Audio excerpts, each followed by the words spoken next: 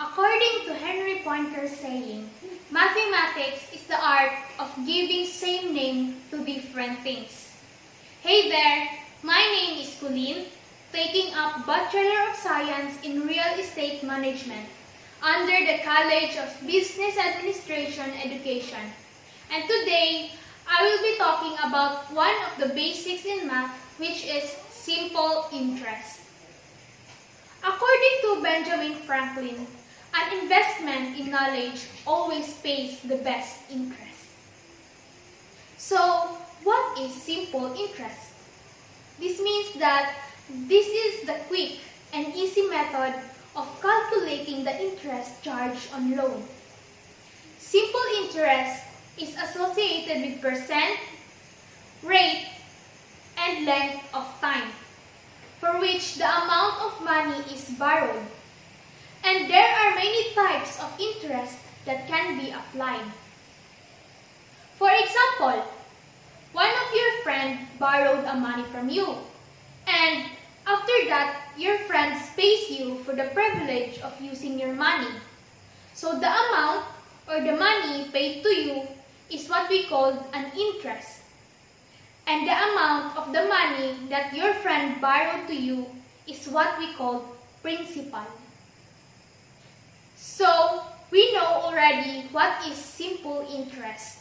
But do you know about its formula? Well, simple interest has also a formula to determine by multiplying the daily interest rate by the principal by the number of days that elapse between payments. And this is the simple interest formula. I is equals to PRT, where I is interest, means the amount of money you paid or paid to you. P is principal, means the amount of money deposited or borrowed. R is interest rate, means the percent of the principal earned or paid. And T is time, means the length of time the money is deposited or borrowed. So the question is, how to use this formula? Then let's go straight ahead to the examples. Okay, so here is one of our example. Smith invests $3,000 for 1 year at a rate of 6%. How much interest will he earn at the end of that year? So, how much interest will he earn?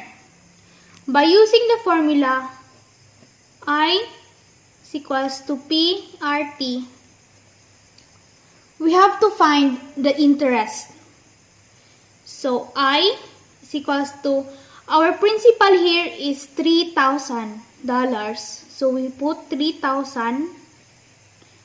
And then our rate is 6%. So when we divide this into 100, the outcome is 0.06. So that's what we put here in the rate. And the time is 1 year here. So we put 1 in our T. And after that, we have to times it. So 3,000 times 0.06 times 1. So our interest will be 180. So Smith will earn at the end of the year, it will be $180. So that's how you find the interest using this formula. So here is another example. A certain amount of money was invested for 1 year at a rate of 7.5%. At the end of that year, it had earned $675. How much money was invested? So as you guys see, we have to find the P, which is our principal. So how? So by using our formula, which is I is equals to PRT, we have to find the principal. So our interest here is $675. So we have to put this $675 equals to P, and then our rate here is 7.5%. So how can we convert it? This is just easy, guys. So when you divide 1 divided by 2, it will be equal to 0.5. So as the 0.5, so our 7 here, it will be exchanged here in 7. So that will be 7.5. Do you get it, guys? So all we have to do is divide this and then just copy that 7 or any number that was given there in the 0. So 7.5. So when we divide it to 100, it will be equal to 0.075. So that's what will be put in our interest rate, 0.075. And for our time, at the end of that year, so for 1 year, then we will put 1 year here. Then we just copy 675, and then we have to times 0.075 times 1. So 0.075 times 1 is equals to 0.075. So we just copy here, and we have to put P. Now, to find the result, to find how much money was invested, we just have to divide 675 divided by 0.075. So it will be equivalent to 9,000. So how much money? 9,000 was invested. So as you can see, guys, there is another way to find the principal, another formula. So I will teach it to you right now. So for the formula we'll be using, if we want to find the principal, then P is equals to I divided by R times T. Then our I here is 675. Then we put it here, divided by the rate. So our rate is 0.075 times the time is 1. Then we have to copy it again. So we have to times 0.075 times 1. It is, of course, it is equals to 0.075. Then we just have to divide these two. Then it will be equal to 9,000. So that is the another way to find the principal of a given problem. Okay, for more example, Carl is investing $4,000 for 2 years and 3 months. The interest rate is 5.5%. How much interest will Carl earn after 2 years and 3 months? So how much interest? So we have to find the interest here. So by using the same formula, I is equals to PRT. So our principal is 4,000. And now for our rate is 5.5. So 5.5 divided by 100 is equals to 0.055. Now for our time, what will we do about our time, which is 2 years and 3 months? So guys, remember, we can't put 2 and 3 in the time because that will lead to a wrong answer. Remember, when you see months in a problem, you can put this 3 in the time, except if the given time in a problem is already a year, like in my previous examples. So, how and what will be put in the time? When there is a month, you have to always put over 12. Like, example, 3 months. 3 over 12. Because in a year, there are 12 months. That's why we put 12 in a given problem, which is 3.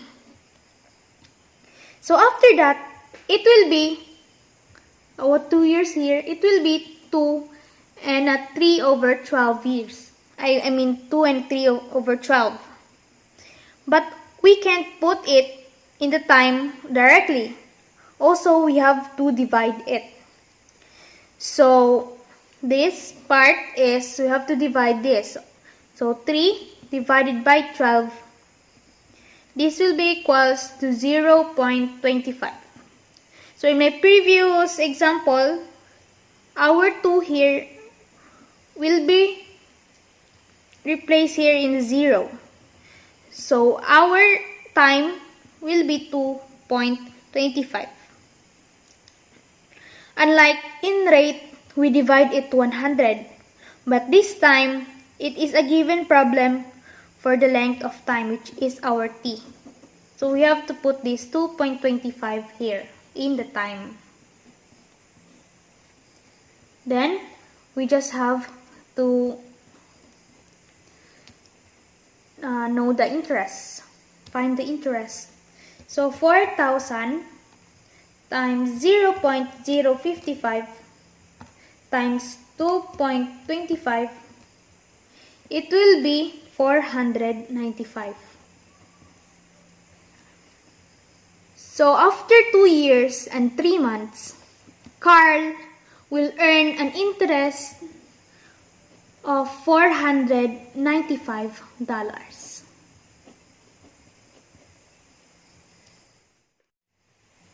And now, for our last example. To start a mobile dog grooming service, a woman borrowed $2,500. If the loan was for 2 years and the amount of interest was $175, what simple interest rate was she charged? So from this problem, we have to find the interest rate. So by using our formula, as always, our interest will be 175. And for the principal, which is 2,500, we have to put 2,500. And so we find interest rate, then we just have to put the R. And for our time, it will be 2 years. So we have to put 2 years here.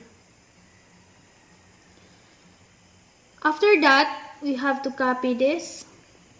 And then we have to times 2,500 times 2.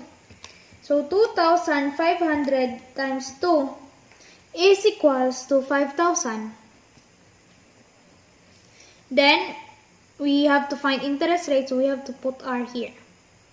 And now, for our rate, we just have to divide 175 and 5,000. So, 175 divided by 5,000, it will be equivalent to 0.035. So, when we times it to 100, it will be 3.5. So 3.5%. This is our interest rate. So the interest rate she charged was 3.5%. That would be our final example for our simple interest formula. So that will be the topic for today. I hope you guys will learn some things, some little things from what I have discussed today about simple interest. And don't forget to use that formula because it will help you from your future. Then that would be all. Thank you.